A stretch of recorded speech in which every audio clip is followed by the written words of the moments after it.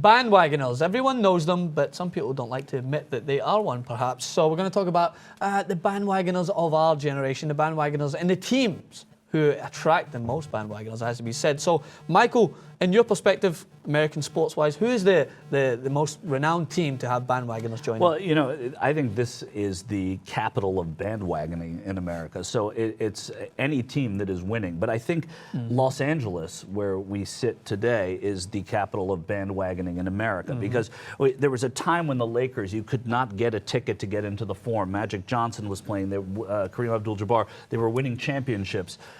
Then everybody retired, that ended, and Wayne Gretzky showed up in Los Angeles. And you couldn't get into a Kings game, and you could walk into a Lakers game any night of the week. So they follow the stars here. They follow the champions. I think the Dallas Cowboys historically are a big bandwagon team here. Yeah. I think that once you turn 10, you should not be allowed to bandwagon anymore. Like, you pick a side and you just go with them. But what if you disagree with what your team's doing? Like, I'm a huge Dolphins fan, but what they've done to that team, my God. Right, but that's a great point. I mean, you can leave a team, but you have to make that decision to leave the team, and then you can pick whatever other team you want. I don't think you can pick another team. You can't pick another team. I think you can pick another team. I'm going to come to me. I'm a Marlins fan now, a Miami Marlins fan.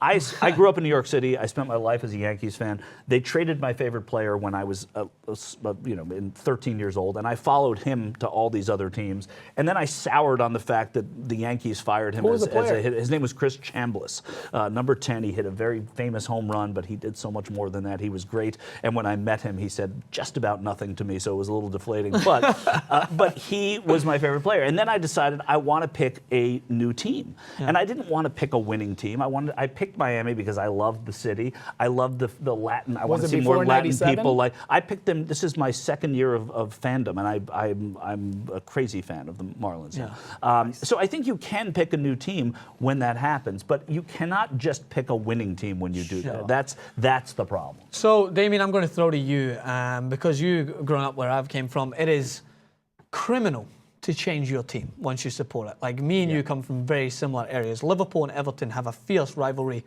Celtic and Rangers have a fierce rivalry. If I was to change from Celtic to Rangers, I would be as well beating myself up here, right now. Similar with you. So what do you think that makes these teams, makes people, I would say, want to change their teams? Is it money? Is it some of those aspects? Because from what we've seen in the Premier League, I think Chelsea and Manchester City now have the most bandwagon fans, I think, because they suddenly become accustomed to so much money, started to win trophies. Do you think that's the case? Yeah, I do think it's the case. I think it's one of the biggest crimes on earth. I couldn't imagine looking my kids in the eye and saying, yeah, we used to support this team and now we support this team. I don't think I could carry on living as a parent if I did that. I think it runs that deep. It's very difficult to do. You know, and also when you do that, when you have a team, when they finally win, it's fantastic. So that's exactly it. I was 7 years old. I grew up in Liverpool. Everton were a pretty big team. I grew up in the shadow of Liverpool, the most successful team in England and Europe. Liverpool's not that big a city. Yeah. We were sharing it with the most successful team in Europe. It was miserable. 7 years old, I remember coming into my dad, remember it vividly. I carry shame over this. And I said, Dad, I think I want to support Liverpool. And he didn't speak to me for the rest of the day. Then the next day, I said, Dad, I can't do it. It just doesn't feel right. And he sat me down, he put his arm around me and he said, look, son, he said, it's really hard. He said, it's going to be tough. He says, they're going to win much more than we're going to win. He says, but the day that we win, the celebration that we have will be way better than anything they've ever experienced. And it sticks with me. And I very fondly think of the Chicago Cubs because the same thing will happen. The Boston Red Sox have they're that going to moment. win this year, according to Back to the Future. I was in New York City, and when I was 7, I selected the San Francisco 49ers as my team. They were 2-14. Oh, the Yankees, the Niners. And 6-10. No, and the Rangers, but not those Rangers. And they kept winning and winning and winning later on. And of course, as a fan, when people bandwagon onto your team, nothing is worse. It's like nothing is worse, right? And you, in theory, you want people to want the 49ers, but then when they show up, you know, it's terrible. You don't want those bandwagons. My family's from La Plata, so my dad's team was Estudiantes de La Plata. His dad's team was Estudiantes de La Plata. And in my crib, he hung an Estudiantes de La Plata banner. I still have that banner to this day. I'll always bleed red and white for Estudiantes de La Plata. And the city has two teams. It's like half the city Estudiantes de La Plata, half the city Gimnasia. The Clásico was this week. We won again 3-1. But Estudiantes has won 11 titles. They have a world title. They have 4 Copa Libertadores. Gimnasia has never won anything, but I'm going to applaud their fans. They have the best fans. In 110 years, they've never won anything. Yeah. We beat them one game 7-0. The next day, there were people graffitiing, making fun of it 7-0. Gimnasia fans would write 7-0 and what? Yeah.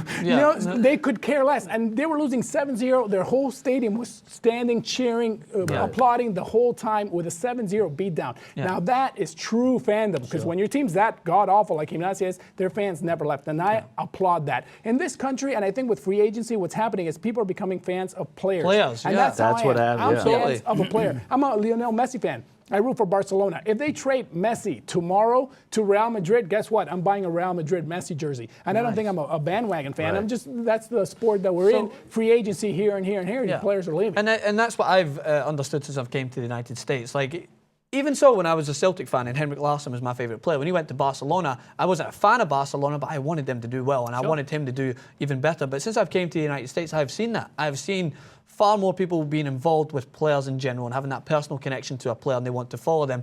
But with the United States, I want to ask this question. With the franchises changing, how does that affect people being bandwagon fans? Because in the UK, that never happens. You can't When you change. say the franchise, you mean with the With the name. personnel, So the with the- free agents? no, the or- personnel, the Oh, when they and the actually names, and the yeah, names I mean, itself. you're devastated if you're there. I mean, even the 49ers, I've not lived in San Francisco. I've just been a rabid fan my whole life. And they've moved to Santa Clara now, which is they're the farthest from the team that's on their jersey of any sport, of any team in the 4 major sports. And it does take a little bit out of it. But, when a team actually moves cities, it's devastating to the people that are fans there. When the Colts left Baltimore, it left a huge void in Baltimore. They've since gotten the Ravens. But the lore was gone. And I love what they did in Cleveland. They left the name and the colors, and they became the Baltimore Ravens. Yeah. And then Cleveland got their colors, and I really like they held it, and that's a great way. And in America, everybody has second favorite teams. So they're teams that you either feel sorry for, or that that are so Whoever everybody beats the Jets, Cubs, second whoever favorite. beats the Jets is yours because you're a Dolphins fan. So I love the Montreal Canadiens just because of the sort of the history of hockey in Montreal. And growing up, I didn't like it when the Rangers played. Now, as I've gotten older, you see how much they really care about it and how that sport's been taken from that country in a lot of ways. But it's a terrible thing when they take a franchise. So in terms of the recent bandwagon teams, from my perspective again, what do you think about the Seahawks since they won the Super Bowl? Can you see that being one of the, I know some outside perspective, Jason Rubin, our producer here, says that he thinks that the Seahawks has been one of the most prominent teams in terms of attracting bandwagoners. Well, because you don't betray anything when you go to the Seahawks. Yes, they're such an anonymous team in a way that if you leave to go to the Patriots, it's a terrible thing because they've been prominent for such a long time. The Seahawks are just kind of they're the Seattle Seahawks. They were terrible for a long time. Now they're good. I think that's sort of, wouldn't you agree that that's kind of the thing? There's kind of an anonymous team. Seattle's way out there. Right, I think people are rooting against the Patriots also. I think that's where. Yes, I've seen that. I've seen But that I also as well. think Seattle lost the basketball team. So I have an affinity with them because they lost their team, and that was very painful. Yeah, that's true. So as a What would city, you I do think it's if your good. son became a Liverpool fan? Oh my goodness. So first of all, I have daughters. What would you do if your daughters became?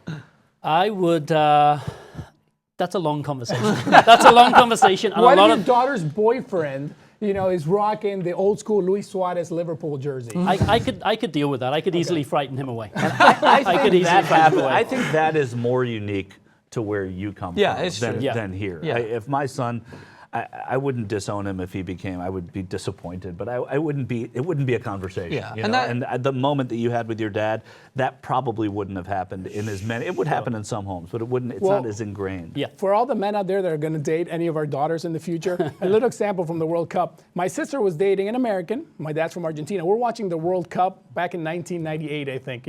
Wasn't the best World Cup for Argentina. Or 94, even earlier. And That was here, right? yeah. Yep. And her boyfriend comes in and he's like, "Oh, Argentina deserves to lose this game." To my father. My father's never said a bad word in his life. He's never threatened anybody in his life till that day.